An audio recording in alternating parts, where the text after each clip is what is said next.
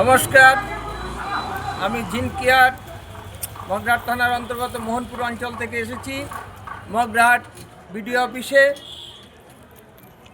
মোহনপুর মৌজায়, উত্তর মোহনপুর মৌজায় 572 নম্বর দাগে আমার পৈতৃক সম্পত্তি আছে। আমার পিতা ছিলেন দক্ষিণ চব্বিশ পরগনার বিখ্যাত নৃত্যশিল্পী এবং যাত্রাশিল্পী শৈলেন ঘোষ। সেই শৈলেন ঘোষের জমি আছে।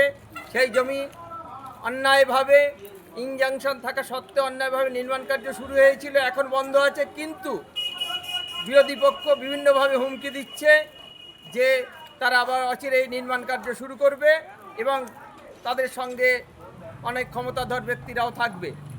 তাই আজ আমরা ভিডিওতে আমার অভিযোগপত্র জমা দিলাম।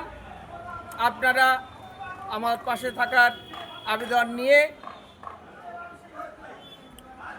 আজ এখানেই ভিডিওটি শেষ করছি। নমস্কার।